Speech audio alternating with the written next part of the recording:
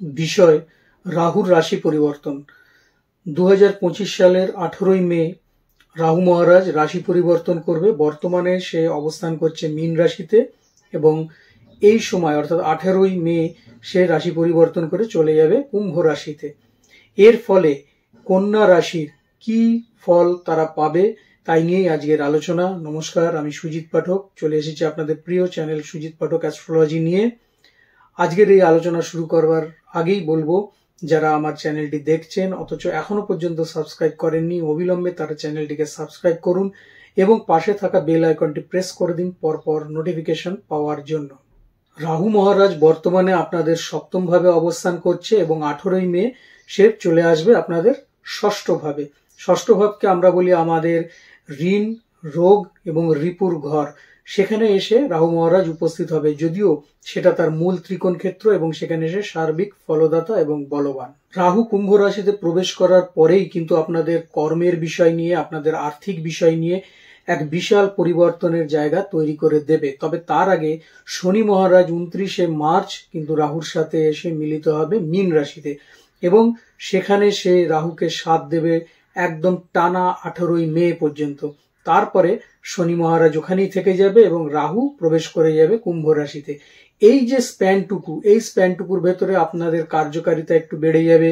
যারা বিভিন্ন বিষয় ব্যবসায়িক যোগাযোগের মধ্যে ছিলেন তাদের যোগাযোগ বৃদ্ধি পাবে, যারা কর্মক্ষেত্রে ছিলেন তাদের কর্মক্ষেত্রে উন্নতির একটা জায়গা তৈরি হবে এবং আপনি ভুল মানুষকে যতদিন ধরে চিনে এসেছিলেন সেই মানুষকে আপনি নিজে এবারে চিনতে পারবেন। অর্থাৎ আপনার কাছে আপনার শত্রুর মুখোশ এইটুকু সময়ের ভেতরে কিন্তু খুলে যাবে। ফলত রাহু যখন আপনাদের কুম্ভ রাশিতে প্রবেশ করে যাবে ষষ্ঠভাবে, তখন কিন্তু আপনি যে কর্মস্থানে রয়েছেন সেই কর্মস্থানে থাকা যে মানুষগুলো আপনাকে নিয়ে একটা ব্যাড পলিটিক্সের মধ্যে জড়িয়ে রেখেছিল, কর্মক্ষেত্রে নানাভাবে আপনাকে হ্যাকেল করছিল, তাদেরকে আপনি চিনতে পারবেন এবং তাদের কিন্তু পূর্ণ সাজা হবে। এটা কিন্তু একটা আশ্চর্যের বিষয়। এই যে 1.5 বছর রাহু এখানে থাকবে, এই 1.5 বছরে কিন্তু তারা হাড়ে হাড়ে টের পাবে যে আপনার সাথে শত্রুতা করার ফলটা কি ছিল এবং তারাই কিন্তু ঘুরে এসে আপনার শরণাপন্ন হবে এবং আপনার কাছে অবশ্যই তারা ক্ষমা প্রার্থী হিসাবে থাকবে। এছাড়া বিদেশ থেকেও আপনাদের কোনো রকম যোগাযোগ আসতে পারে যেটা আপনাদের কর্ম রিলেটেড এবং সেই সুযোগকে যদি আপনি অ্যাকসেপ্ট করেন অবশ্যই আপনাদের ক্ষেত্রে সেটা ভালো হবে। বিগত দিনে আপনি যে ঋণের জালে জর্জরিত হয়ে গেছিলেন, নানাভাবে ঋণের মধ্যে আপনি পর্যবসিত হয়ে গেছিলেন, সেই ঋণ জাল থেকে আপনাকে কিন্তু বার করে নিয়ে আসবে রাহু মহারাজ এবং রাহু এখানে চেষ্টা করবে আপ্রাণ যাতে আপনি ঋণ মুক্ত হয়ে যেতে পারেন এই 1.5 বছরের মধ্যে। এছাড়া রাহু কিন্তু আপনাকে যে আইনি সমস্যা চলছে সেই আইনি সমস্যার থেকেও বার করে নিয়ে আসার একটা প্রসেস তৈরি করে দেবে।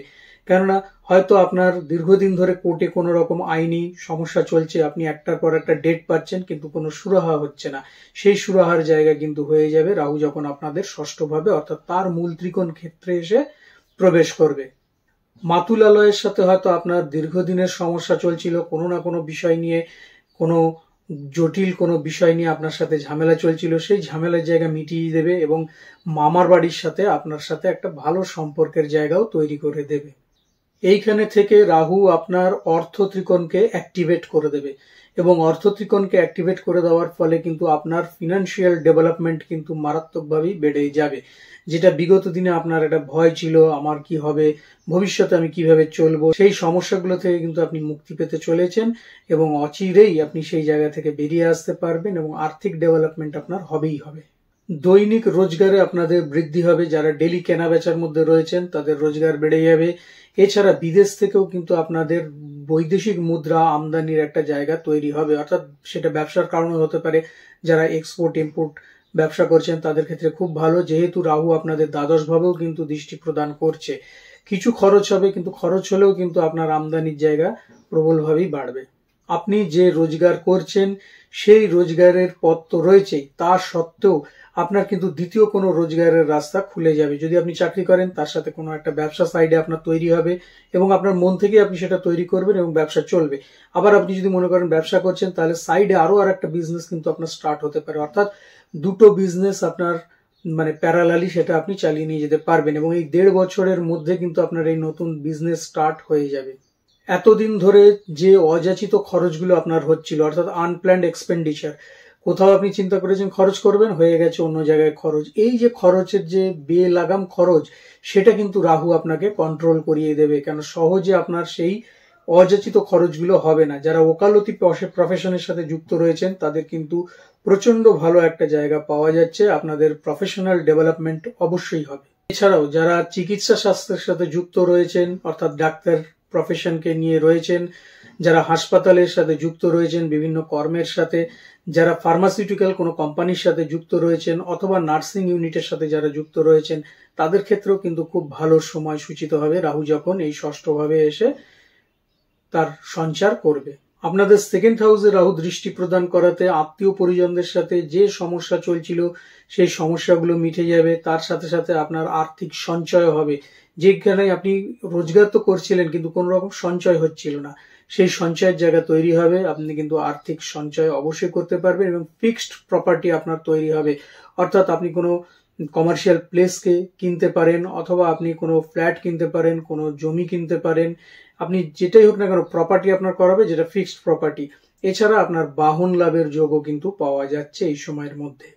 এই বিগত দিনগুলোতে যেখানে আপনি কথা বলতে গেছেন নানাভাবে বাধাপ্রাপ্ত হয়েছেন, কোনো না কোনো ভাবে আপনার সম্মানের হানি হয়েছে, কিন্তু এই যে রাহু মহারাজ ঢুকবে আপনাদের ষষ্ঠভাবে, আপনাদের কিন্তু মান সম্মান বৃদ্ধি সে করিয়েই ছাড়বে। যেখানে যেখানে আপনি অপমানিত হয়েছিলেন সেই পুরনো সম্মান আপনার আবার ফিরে আসবে। এছাড়া আপনার গৃহে যে এক অস্থিরময় পরিবেশ ছিল সেই পরিবেশ থেকেও কিন্তু আপনি মুক্তি পেতে চলেছেন।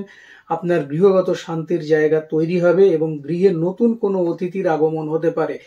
যদি কোনো রকম কেউ সন্তান সম্ভব হয় তাহলে নতুন সন্তান সেখানে আগমন হবে, অথবা কেউ যদি বিবাহযোগ্য হয় তাহলে তার বিবাহের জায়গাও কিন্তু তৈরি হবে। অর্থাৎ নতুন কোনো অতিথি আপনার গৃহে আসছে, অর্থাৎ ধন ধান্যতে পূর্ণ করে দেবে রাহু মহারাজ আপনাদেরকে। অবশ্যই আপনাদের ক্ষেত্রে বেশ শুভপ্রদ একটি অবস্থান, তবে খেয়াল রাখতে হবে আপনাদের খাওয়া দাওয়ার উপরে। সঠিকভাবে খাওয়া দাওয়া করুন, কোনো রকম বাসি খাবার কিন্তু খাবেন না। যদিও রাহু বাসি খাবার পছন্দ করে, কিন্তু এই জায়গায় আপনাকে অ্যাভয়েড করতে হবে, নাহলে শরীর নিয়ে কিন্তু আপনাকে ভুগিয়ে ছাড়বে রাহু মহারাজ। কাজেই যতটা চেষ্টা করবেন সঠিক খাদ্য অভ্যাস গ্রহণ করার, এবং মাদক দ্রব্য যারা গ্রহণ করেন তাদেরকে বলবো মাদক দ্রব্য থেকে দূরে থাকুন, কেননা রাহু কিন্তু এইগুলো পেলে পরে সে কিন্তু আরো বেশি অ্যাক্টিভ হয়ে যায়। আপনি যদি মাদক দ্রব্য খান, বাসি খাবার খান, রাহু কিন্তু আপনাকে সেগুলোর প্রতি বেশি অ্যাট্রাক্ট করে দেবে। কিন্তু যদি আপনি সেটার এগেনস্টে গিয়ে আপনি সঠিক খাদ্যাভ্যাস গ্রহণ করেন বা মাদক দ্রব্য বর্জন করেন, তাহলে পরে দেখবেন রাহু মহারাজ আপনাকে আপনার সুন্দর পথে কিন্তু এগিয়ে নিয়ে যাবে। কাজেই গৃহ সবসময় পরিষ্কার পরিচ্ছন্ন রাখুন এবং আপনি মাদক দ্রব্য থেকে দূরে থাকুন, তাহলে পরে দেখবেন শুভ ফল পাবেন। এবং আপনাদের জন্মছকে যদি রাহু মহারাজের অবস্থান ভালো থাকে তাহলে তো কোনো কথাই নেই, অবশ্যই আপনারা শুভ ফল লাভ করতে পারবেন। এছাড়া আপনারা যদি কিছু করতে চান তাহলে পরে অবশ্যই বলবো শিবের মন্ত্র পাঠ করুন, ওম নমঃ শিবায়, প্রত্যেকদিন পাঠ করতে পারেন। ও রাহুর যে মন্ত্র আছে ওম রাং রাহবে নমঃ, এই মন্ত্রটা এক মালা করে সূর্য ডোবার ঠিক আগে আগে আপনারা যদি করতে পারেন তাহলে পরেও আপনাদের ক্ষেত্রে যথেষ্ট উপকার হবে। তাহলে বন্ধুরা আজ এই পর্যন্তই, আগামী দিন আরো আরেকটি ভিডিও নিয়ে আমি আপনাদের সামনে উপস্থিত হচ্ছি। ততক্ষণের জন্য সবাই ভালো থাকুন, সুস্থ থাকুন এবং অবশ্যই আমার চ্যানেলের সঙ্গে থাকুন। নমস্কার।